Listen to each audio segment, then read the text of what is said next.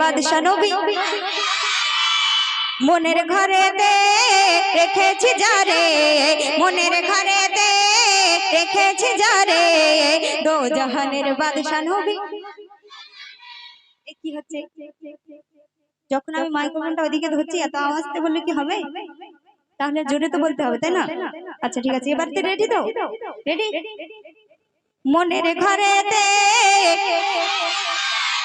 দো জাহানের বাদশা নবী, মনের ঘরেতে রেখেছি যারে, দো জাহানের বাদশা নবী, দো জাহানের বাদশা নবী।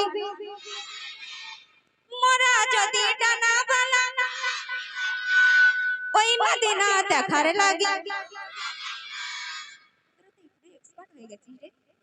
একদম এক্সপার্ট। আচ্ছা আজকের রাতের বেলা এখানে অনুষ্ঠান দেখছি, মোরা যদি ডানাওয়ালা গজলটা গাইছিস খুব ভালো। রাতের বেলা ঘুম থেকে উঠে সকালবেলা যদি তোদের পিঠে ডানা গজায় কোথায় যাবি?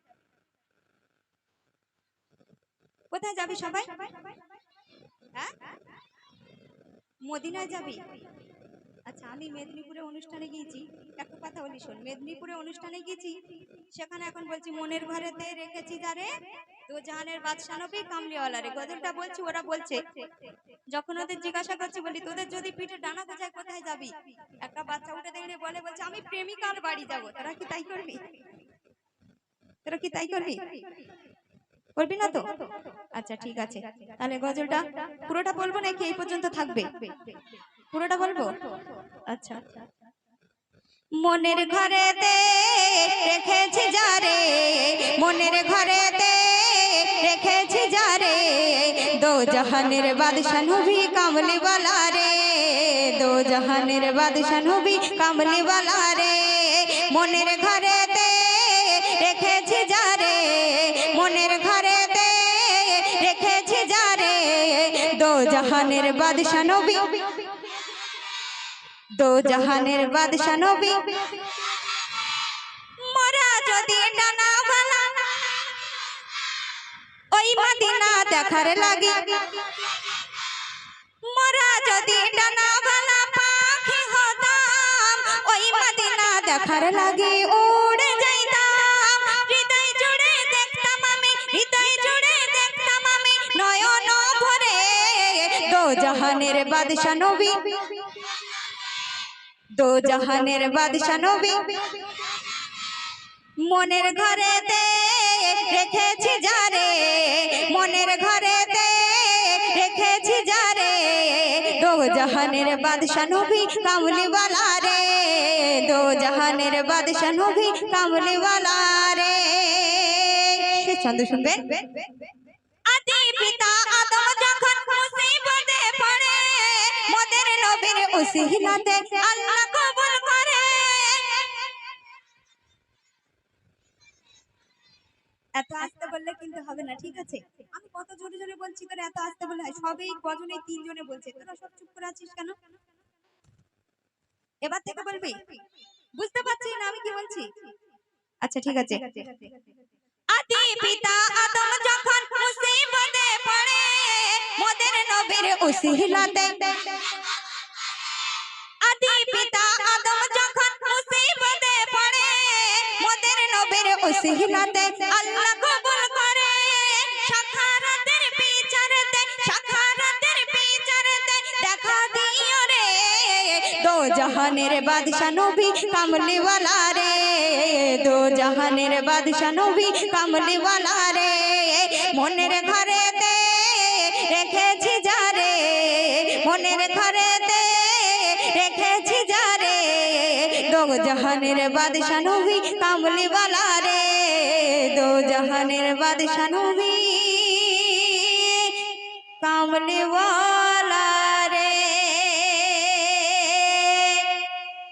অনেক বুকে ঘটে আগাজব ঘটনা, টিভি মোবাইলের নেশায় এক রূপসী কন্যা, পাকিস্তানের বুকে ঘটে আগাজব ঘটনা, টিভি মোবাইলের নেশায় এক রূপসী কন্যা, চোখের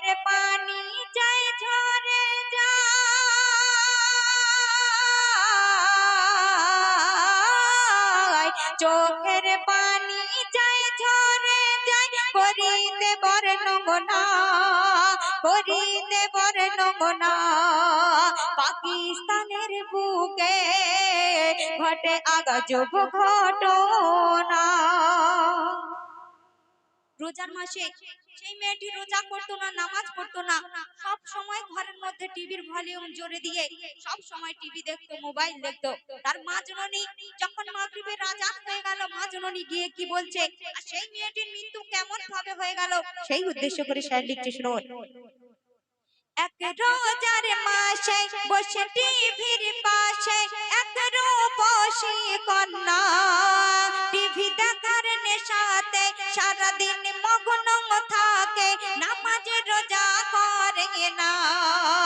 ইফতারের সময় মা তারে কয় তোর টিভি বন্ধ করে না, তোর টিভির জ্বালায় সবার নামাজ পড়া দেয়, আজান শোনা যায় না। মসজিদের মাইকে আজান হেঁকে দিল, মা বলে খুকি এবার দরজা খোলো। মসজিদের মাইকে আজান হেঁকে দিল, মা বলে খুকি এবার দরজা খোলো। মা এত ডাকছে, সেই খুকির কোনো সাড়া মেলে না। তারপরে কি ঘটছে শুনবেন। এত ডাকে মা দরজা খোলে না,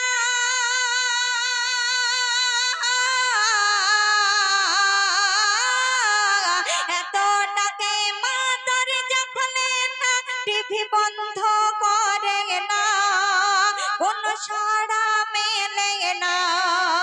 পাকিস্তানের বুকে ঘটে আজব ঘটনা। যখন মা জননী দরজার ধারে গিয়ে ঠক ঠক করে সেই সন্তানকে ডাকছে, সেই সন্তানের কোনো সাড়া মেলে না।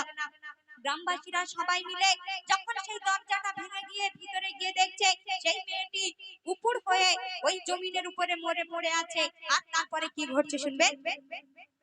দরজা ভেঙে সবাই অবাক হয়ে যায়, কন্যা গিয়েছে মরে, উপর হয়ে পড়ে রয়েছে টিভির নিচে জমিনের উপরে। শত জনে শত চেষ্টায় লাশকে তুলতে পারে না, কি ভয়ানক দৃশ্য দেখে কেঁদেছে বিশ্ব, লাশকে জমিন ছাড়ে না। যখন সবাই মিলে গিয়ে ওই মেয়েটাকে চাকিয়ে যখন উপরে তুলতে যাচ্ছে, ওই জমিন তাকে ছাড়ছে না। একটা মাওলানা এসে যখন টিভিটা উপর থেকে নিচে নামালো, দেখছে ওই লাশ আপন নিয়মে উঠে আসছে। তারপরে সেই টিভিটাকে এবং সেই মাইয়াটাকে নিয়ে কি করছে সেই উদ্দেশ্য করে শায়র লিখছে, শুনুন। এক মাওলানা টিভিকে তুলে আনে সেখান হতে, দেখে লাশ উঠে আসে ওই টিভির সাথে সাথে। ওই গোসলের পাঠায় টিভি রাখা হয়, ওই গোসলের পাঠায় টিভি রাখা হয়, গোসল হয় দুজনা, টিভি ও লাশ খানা। পাকিস্তানের বুকে ঘটে আজব ঘটনা। ওই মাওলানাটা এসে যখন টিভিটাকে উপর থেকে নিচে নামিয়ে দিল এবং টিভিটাকে নিয়ে ওই মাইয়াটাকে নিয়ে যখন গোসলের পাঠায় রেখে দিয়ে ওই মেয়েটিকে এবং সেই টিভিটাকে একই সঙ্গে দুজনের গোসল দেওয়া হলো। তারপরে যখন তার জানাজা পড়তে নিয়ে গেল, সেই টিভিটাকে যতক্ষণ না নিয়ে গেল সেই মাইয়াত সেখান থেকে নড়ছে না। সেই মাইয়াত এবং সেই টিভিটাকে নিয়ে জানাজা পড়ে যখন আধার কবরে রেখে আসতে যাবে, যখন লাশটাকে কবরের মধ্যে বারে বারে রেখে দেয়, সেই লাশ আপন নিয়মে উঠে আসে। তারপরে কি ঘটছে শুনবেন। মাইয়াতের সাথে খাটিয়াতে টিভির জানাজা পড়তে হলো, তবে ওই লাশকে কবরে রেখে টিভিকে তুলে নিল। কি ঘটে যায় যেই টিভি তুলে নেয় লাশকে রেখে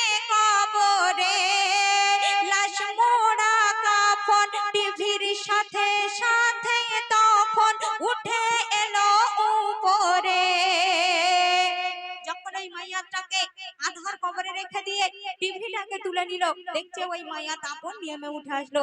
আবার সেই মাওলানা বলল ওই মেয়েটির সঙ্গে টিভিটাকে যতক্ষণ না আধার কবরে রাখবে ততক্ষণ ওই লাশ ছাড়বে না।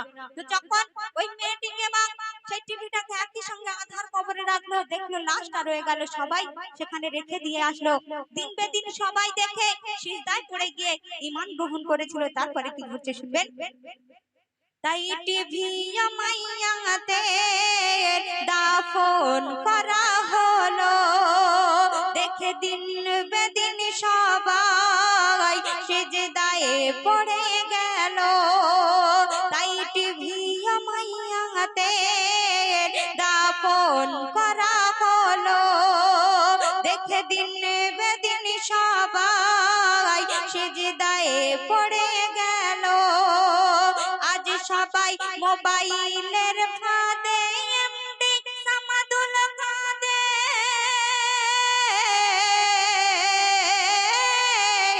আজ মোবাইলের ফাঁদে এমডি সামাদুল কাঁদে।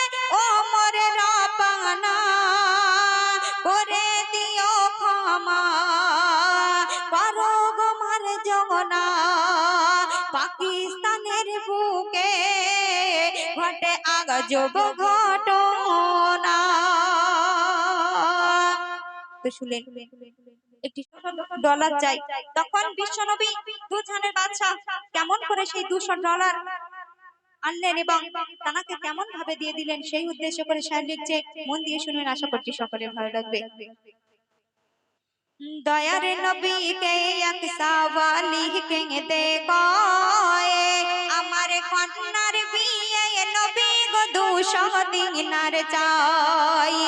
দয়ার নবীকে এক সওয়ালি কেঁদে কয়, আমার কন্যার বিয়ে নবী গো 200 দিনার চাই।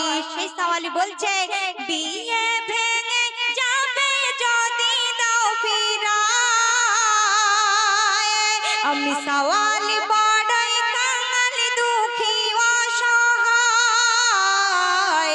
দয়ার নবীকে এক সওয়ালি কেঁদে কয়, আমার কন্যার বিয়ে নবী গো 200 দিনার চাই।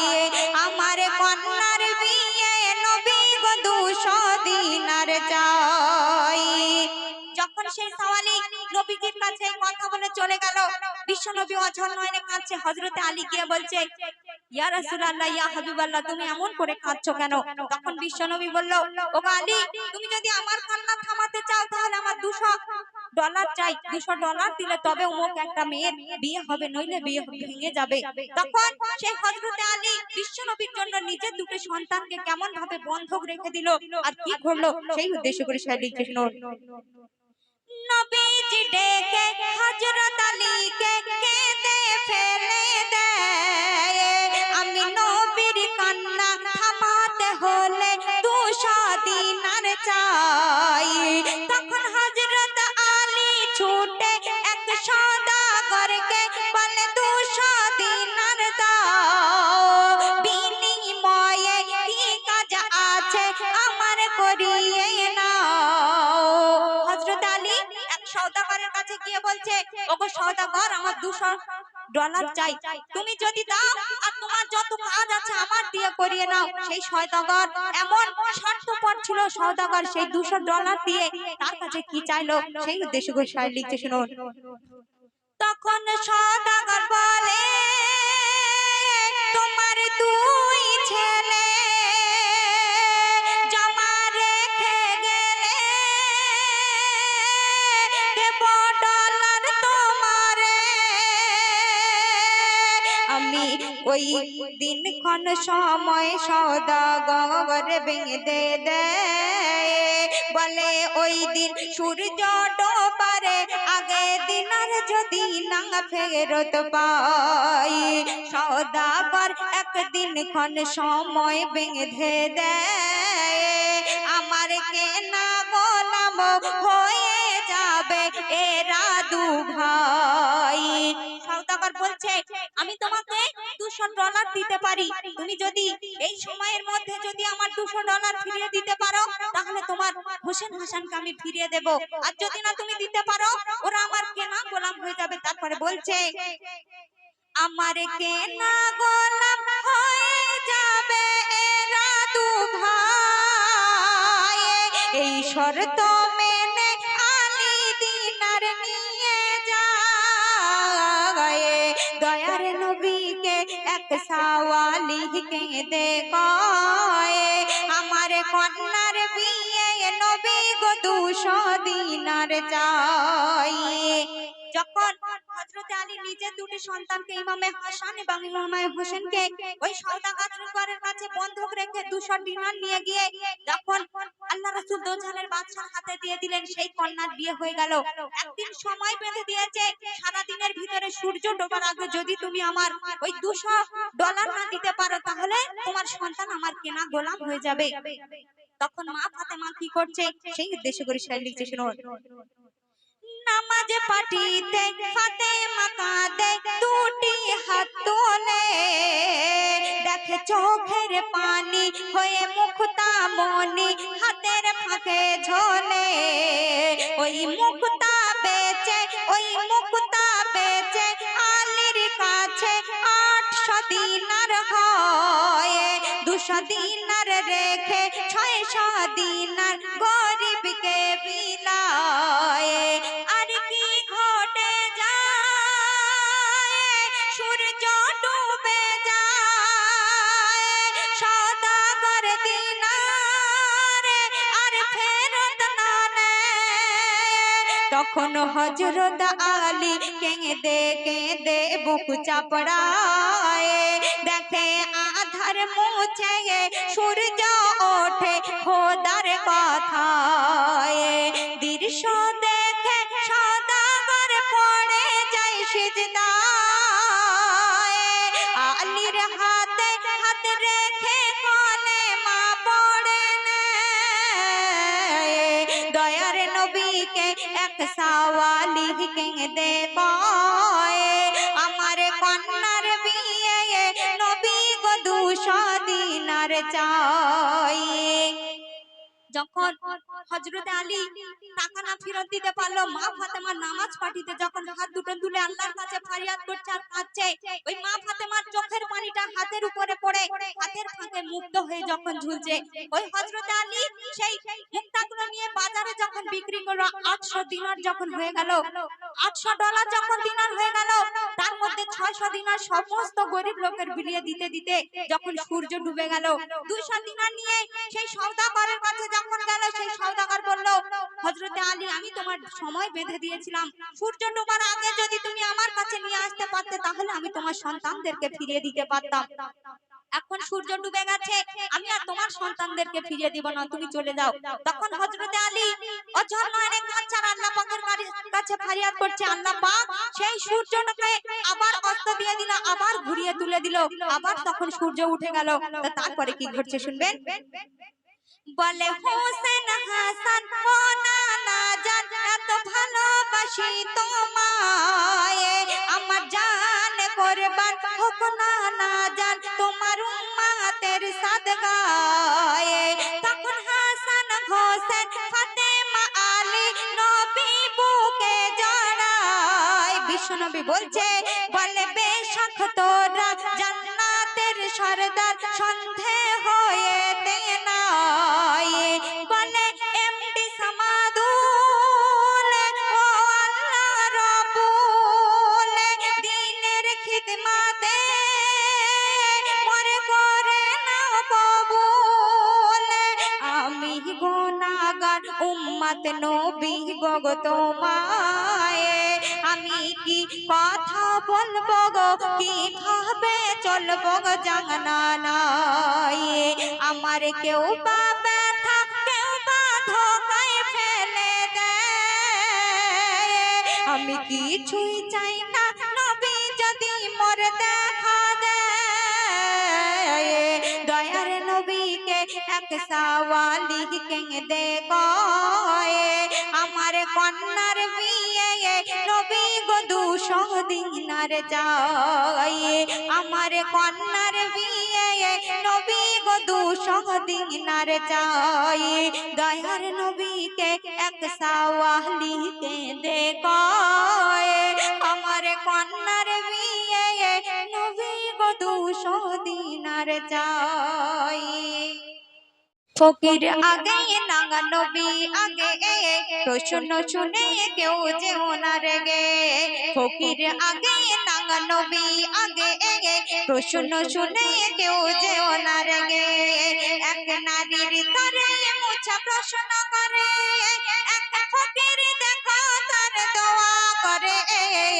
ফকির জঙ্গলের ধারে মুসাতুর পাহাড়ে দুজন দোয়া করে ও আল্লাহর দরবারে। ফকির আগে নাঙ্গা নবী আগে, প্রশ্ন শুনে কেউ যে ওনার গে।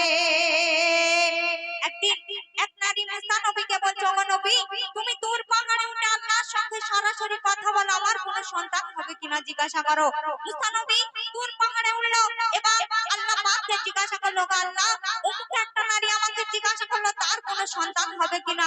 তখন আল্লাহ পাক বলে দিল, ওই নারীটার গর্ভে আমি কোনো সন্তান রাখিনি, তার কোনো সন্তান হবে না। যখন মুসা নবী রাস্তা দিয়ে হেঁটে যাচ্ছে, ওই নারীটা জিজ্ঞাসা করলো, ওগো নবী, আমার কোনো সন্তান হবে কিনা। মুসা নবী বলল, আল্লাহ পাক বলেছে তোমার গর্ভে কোনো সন্তান রাখিনি, তোমার কোনো সন্তান হবে না। তো তারপরে কি ঘটছে শুনবে। এক দুঃখী নারী মিনতি করি মুসা নবীকে ধরি, তুমি আল্লাহর সাথে তোর পাহাড়ে থেকে কথা কও সরাসরি। আমি বিরান বাগান নেই কোনো সন্তানে, কত বছর কেটে গেল, এই দুঃখীর আরমান চাই যে সন্তানে, এ কথা আল্লাহকে বলো। তারপর মুসা ওঠে পাহাড়ের চূড়ায়, এ কথা আল্লাহকে জানায়। আল্লাহ বলে, মুসা আমি ওরে নসিবে কোন সন্তান রাখি না। এই কথা শুনে মনে মনে নারী রোনা জারি করে। এক ফকির এসে বলে, সন্তান হবে তোর ঘরে। কি করে?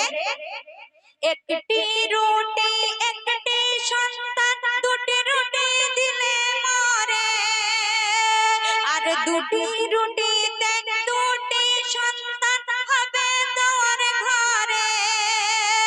মোরা লাগা কিনা করতে পারে ফকির জঙ্গলের ধারে।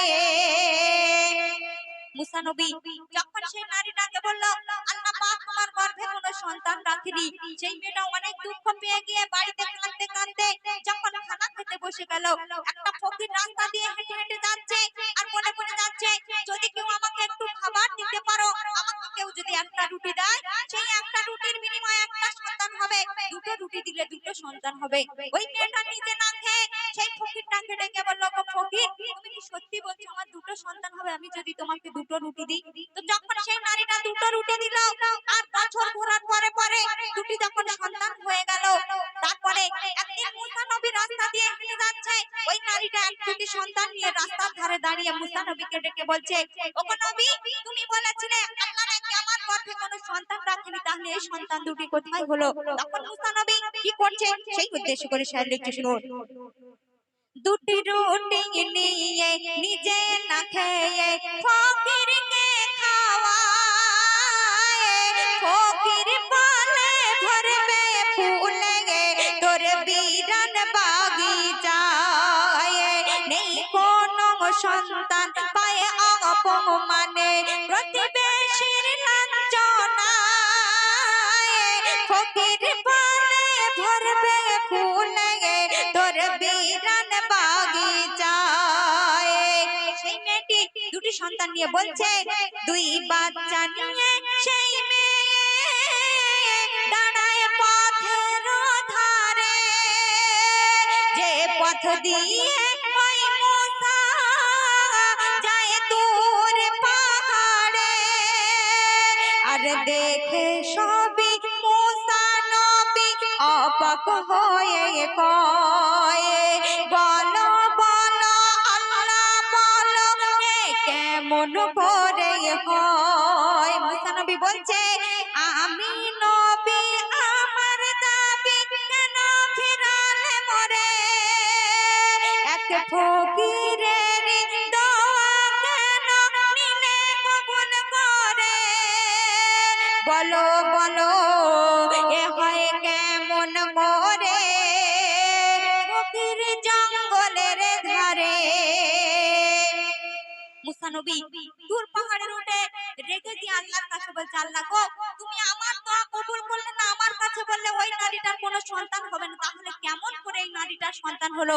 আর তুমি কার দোয়া কবুল করলে, কোন ফকিরের দোয়া কবুল করলে? আমি নবী আমার দাবি তুমি পূরণ করলে না, আমার দোয়া তুমি কবুল করলে না।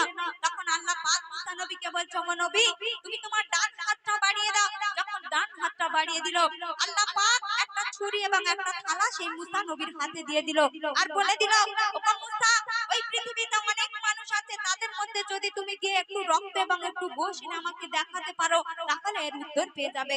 মুসা নবী সেই ছুরি এবং বাটিটা নিয়ে সমস্ত গ্রামবাসীর কাছে গিয়ে যখন বলল, আল্লাহ পাক একটু মানুষের গোশত এবং একটু রক্ত দেখতে চেয়েছে, কেউ দিল না। জঙ্গল দিয়ে যখন হেঁটে হেঁটে যাচ্ছে, তখন কি ঘটছে সেই উদ্দেশ্য করে শায়র লিখতে শুনুন।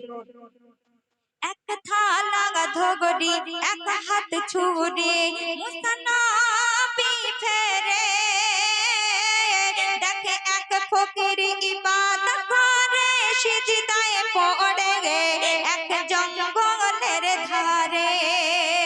মুসা ফকিরকে কয়, আল্লাহ মানুষের গোশত চায়, তুমি দেবে কি গায়ের গোশত তোমায়, দিলে গায়ের গোশত হবে আল্লাহর দোস্ত গো সেই আখেরি বেলায়। যখন মুসা নবী ওই ফকিরকে বলল, আল্লাহ পাক একটু গোশত এবং একটু রক্ত দেখতে চেয়েছে, তুমি কি দেবে তোমার গায়ের গোশত? তখন ওই ফকির বলেছিল, ওগো মুসা নবী আল্লাহ পাক তো বলেনি আমার ডান হাতের গোশত চেয়েছে না বাম হাতের, আমার বুক থেকে না আমার পেট থেকে না আমার মুখ থেকে না আমার পিঠ থেকে, তুমি আমার সর্ব শরীর থেকে একটু একটু করে গোশত এবং একটু রক্ত নিয়ে আল্লাহকে দেখাও, আল্লাহকে খুশি করো। যখন মুসা নবী তার গায়ে ছুরি চালাতে যাবে, তখন আল্লাহ পাক বলছে, তখন ফকির বলে, ও মুসা তুমি ছুরি চালাও মোর গায়ে, যত গোশত লাগে তোমায় কেটে দেখাও খোদার। তখন আল্লাহ বলে, ও গো মুসা তোমার গায়ে ও ছিল গো গোশত, তুমি নিজের গোশত না দিয়ে কেন অন্যের উপরে দাও দোষ। তখন আল্লাহ বলে, ও গো মুসা তোমার গায়ে ও ছিল গো গোশত, তুমি নিজের গোশত না দিয়ে কেন অন্যের উপরে দাও দোষ। আর ওই সেই ফকির যার দোয়া আমি করেছি কবুল, ও আমার কথায় গায়ের গোশত দিতে চাই, ও আমার প্রেমে মশগুল। ও মুসা ওর দোয়া কবুল করা কি ভুল, ওরে এমডি সামাদুল, ওরে এমডি সামাদুল বিচার খোদার নির্ভুল। ফকির আগে না নবী আগে, প্রশ্ন শুনে কেউ যেও না রেগে, ফকির আগে না নবী আগে, প্রশ্ন শুনে কেউ যেও না রেগে। এক নারীর তরে মুছা প্রশ্ন করে, এক ফকির দেখো তার দোয়া করে, ফকির জঙ্গলের ধারে মুসা তুর পাহাড়ে দুজন দোয়া করে ও আল্লাহর দরবারে। যখন মুসা নবী ওই ফকিরের গায়ে ছুরি চালাতে গেল। আল্লাহ পাক বলল, খবরদার মুসা, ওই ফকিরের গায়ে তুমি ছুরি চালাবে না। কেন? ওগো মুসা, তুমিও ওই পৃথিবীর বুকে একটা মানুষ ছিলে, তুমি তোমার নিজের গায়ের গোশ এবং একটু রক্ত কেটে আমাকে দেখাতে পারতে। তুমি সমস্ত মানুষের কাছে গিয়েছো, তোমার নিজের গায়ের গোশ দিলে না, রক্ত দিলে না। ওই ফকির আমার প্রেমে এত মাশগুল ছিল, আমার ইবাদত করতে সে মগ্ন ছিল, সে আমার কথা ওর সমস্ত শরীরের গোশ এবং রক্ত দিতে চেয়েছিল। তাই আমি ওর দোয়া কবুল করলাম, তোমার দোয়া কবুল করলাম না। শুনলে একটি ঘটনামূলক কালাম। মকনগরে নূরের বান উঠেছে আজ আরব সাগরে। ও দেখো গো কে এসেছে মকনগরে। যেদিন বিশ্বনবী এই দুনিয়াতে আসলেন, তাওরাত, জবুর, ইনজিল সবাই বলাবলি করছে আজকে থেকে আমাদের মনে হয় দিন শেষ হয়ে গেছে, এবারে বিশ্বনবী এসে গেছে, তানার দিন শুরু হবে। তাই বলছে তাওরাত, জাবুর, ইনজিল সবই কয়, কি কয়? এবার মোদের বিদায় নেওয়ার হয়েছে সময়, জানি হয়েছে সময়। কেন? মোদের কামলিওয়ালা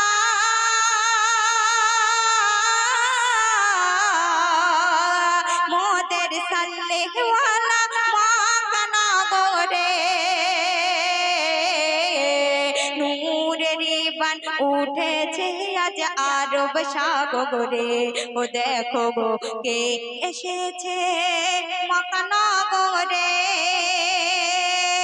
এই পৃথিবীতে অনেক মানুষ আছে, অনেক মানুষের একটা দুটো করে নাম থাকে, সেই নামের মধ্যে কোন মধু আছে কি জানি না, কিন্তু বিশ্বনবী দোজাহানের বাদশা, তানার নামে কত মধু।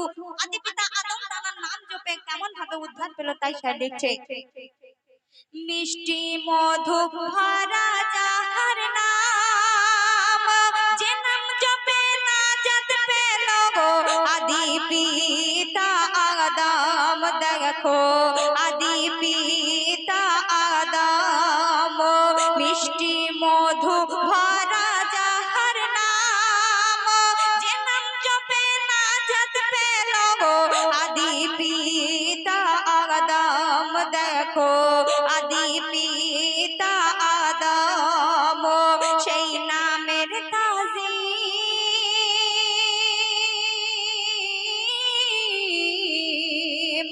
সেই নামের তাজিম ভবের বাজারে।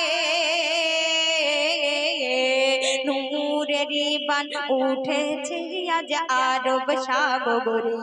ও দেখো গো কে এসেছে মকনগরে। দোয়েল কোয়েল বাবুই কবুতর তারা কি বলছে, তাই সে লিখছে দোয়েল কোয়েল বাবুই কবুতর উড়ে এলাম আকাশ গায়ে, মেশকে আম্বার গায়ে, মেশকে আম্বার। দোয়েল কোয়েল বাবুই কবুতর উড়ে এলাম আকাশ গায়ে, মেশকে আম্বার গায়ে, মেশকে আম্বার। যার ঢাকা অঙ্গ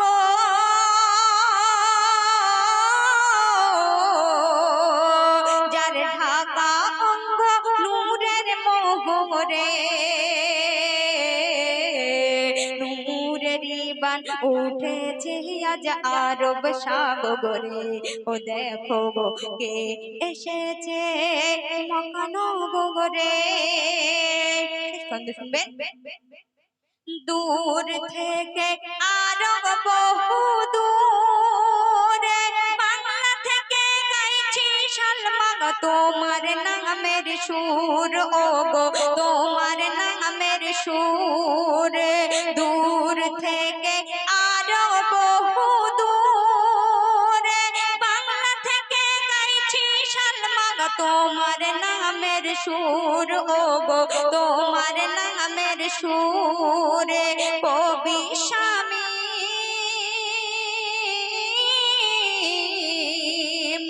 কবি শামীম কাছে সুদূরে।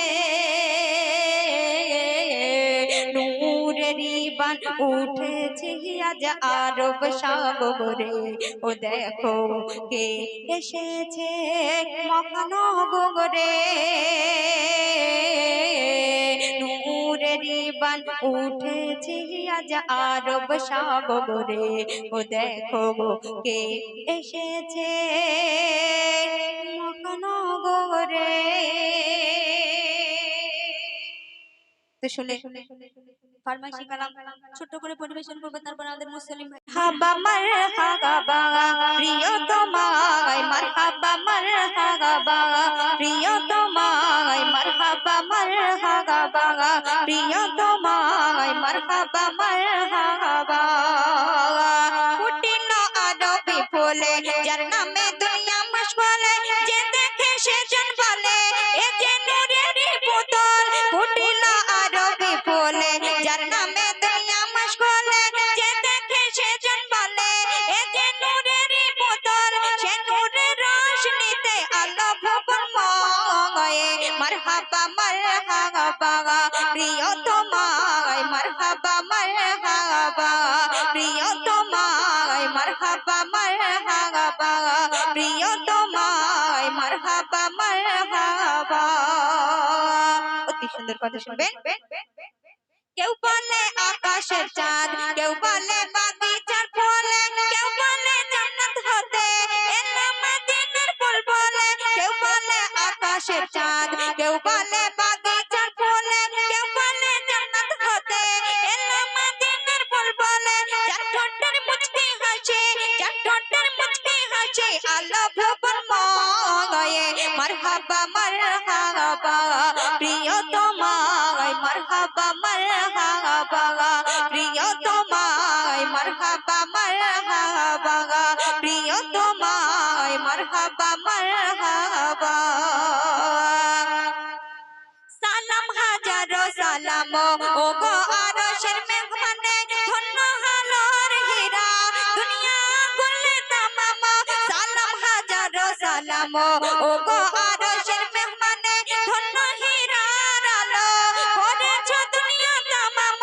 তোমার অথই প্রেমে জোয়ার বয়ে যায়, মারহাবা মারহাবা প্রিয় তোমায়, মারহাবা মারহাবা প্রিয় তোমায়, মারহাবা মারহাবা প্রিয় তোমায়, মারহাবা মারহাবা প্রিয় তোমায়, মারহাবা মারহাবা। মারহাবা মারহাবা মারহাবা মারহাবা মারহাবা মারহাবা মারহাবা মারহাবা মারহাবা মারহাবা মারহাবা মারহাবা মারহাবা মারহাবা মারহাবা মারহাবা। ছেড়ে যেও না মা, তুমি আমাকে ছেড়ে যেও না। ও গো জনম দুঃখী মা, তোমার স্নেহ মায়া মমতা পৃথিবীর কেউ দেবে না। মা তুমি আমাকে ছেড়ে যেও না, মা তুমি আমাকে ছেড়ে যেও না। ও গো জনম দুঃখী মা, তোমার স্নেহ মায়া মমতা পৃথিবীর কেউ দেবে না। মা তুমি আমাকে ছেড়ে যেও না। অতি সুন্দর কথা শুনবেন। দেখালে আমাকে এই ধরনী সয়ে তুমি হাজার জ্বালা, আমাকে রেখে তুমি কবর মাঝে যেও না একা একা। দেখালে আমাকে এই ধরনী সয়ে তুমি হাজার জ্বালা, আমাকে রেখে তুমি কবর মাঝে যেও না একা একা। তুলনা তোমার মাগো জোড়া মেলে না, তুলনা তোমার মাগো জোড়া মেলে না। অসীম তোমার মমতা